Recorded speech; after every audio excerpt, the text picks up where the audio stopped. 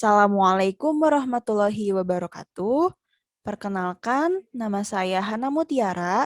Di video ini saya akan menemani teman-teman semuanya untuk mempelajari salah satu materi dari kelas 9 yaitu prosedur teks atau teks prosedur. Nah, pertama-tama kita akan mempelajari definisinya terlebih dahulu. So, apa sih prosedur teks itu? So, what is prosedur teks? Procedure text is a kind of text that give us instructions for doing something. Jadi, teks prosedur ini merupakan jenis teks yang memberikan kita arahan atau instruksi untuk melakukan sesuatu. Kemudian, apa sih tujuan dari prosedur teks itu? So, what is the purpose of procedure text? The purpose is to show how to do something through sequential steps so that the readers can reach the goal.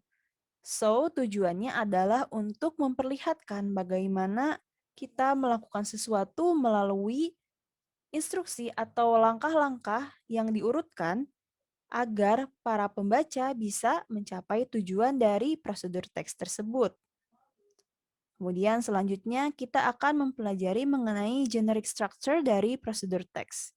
Jadi struktur dari prosedur teks ini ada 3. Yang pertama ada aim or we can say it as goal. Aim or goal ini merupakan tujuan. Nah, tujuan ini bisa berupa judul atau deskripsi tentang apa yang akan dibuat atau dilakukan.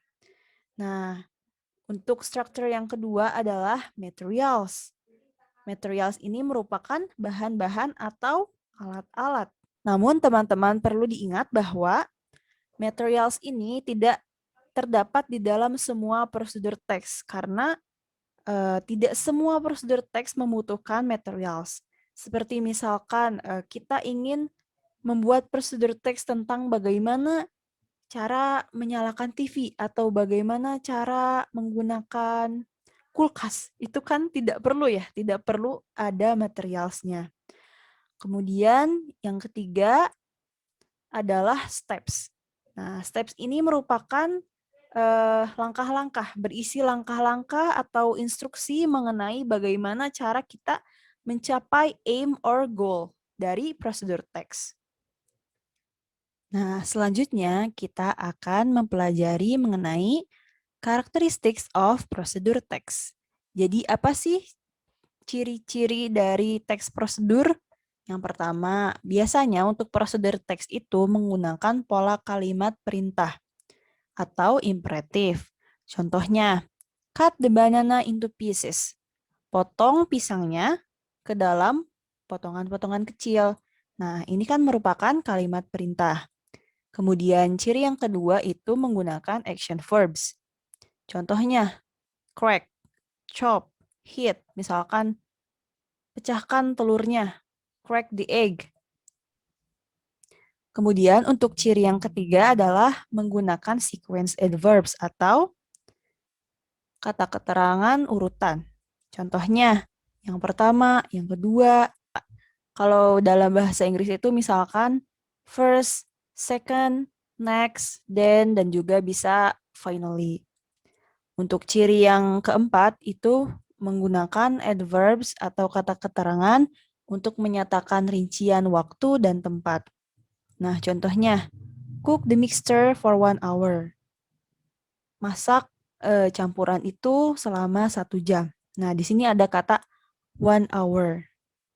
Nah, one hour di sini menunjukkan waktu. Nah, untuk ciri yang selanjutnya, yang terakhir adalah menggunakan simple present tense. Nah, untuk prosedur teks ini, teman-teman, biasanya pola kalimatnya tidak menggunakan tenses yang lain selain present tense. Jadi selalu menggunakan verb 1. Kemudian kita akan mempelajari mengenai contohnya. Nah, di sini saya punya contoh dari prosedur teks tentang cara bagaimana membuat jus mangga. Nah, di sini kita punya goal-nya. Goal-nya adalah, nah kita sebelumnya sudah mempelajari ya, goal itu merupakan tujuan. Jadi tujuannya itu adalah membuat jus mangga. Jadi untuk goalnya adalah how to make mango juice, bagaimana membuat jus mangga. Kemudian struktur yang kedua ada materials. Nah, materials ini atau kita bisa juga sebut ingredients. Nah, di dalam materials ini isinya merupakan bahan-bahan yang dibutuhkan untuk membuat jus mangga. So we need 2 ripe mangoes, 2 mangga matang, and then we need 1 cup of water, we need 1 tablespoon of sugar, and also we need a few of ice cubes. Nah, selanjutnya adalah steps. Steps ini merupakan langkah-langkah bagaimana kita membuat mango juice. Nah, di sini kita punya 8 langkah. Kita baca ya bareng-bareng. So, untuk step yang pertama, first, wash the mangoes to remove any dirt, then peel the ripe mangoes. Jadi yang pertama kita harus mencuci buah mangga untuk menghilangkan kotoran-kotorannya. Kemudian kita juga harus mengupas mangga yang matang tersebut. So dari sini kita bisa mengidentifikasi tentang ciri-ciri dari prosedur teks tadi yang sudah saya jelaskan. Nah, kita bisa lihat di sini ada kata first dan yang lain juga ada second, third, fourth, fifth dan seterusnya. Nah, first di sini merupakan sequence adverbs atau kata keterangan urutan. Kemudian kita juga bisa lihat di sini ada wash. Wash ini merupakan action verbs.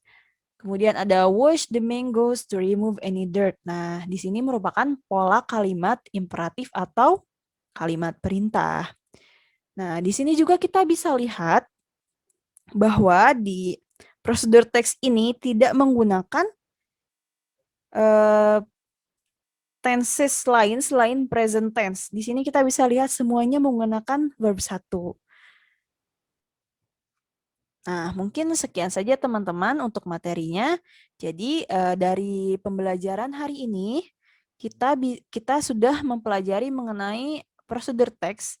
Kita sudah mempelajari mengenai pengertiannya, fungsinya, kemudian strukturnya, kemudian ciri-ciri dari prosedur teks dan contohnya juga.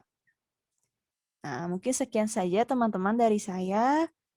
Saya harap teman-teman dapat mempelajari materinya dengan baik. Sukses terus buat teman-teman semuanya. Thank you for watching. Wassalamualaikum warahmatullahi wabarakatuh.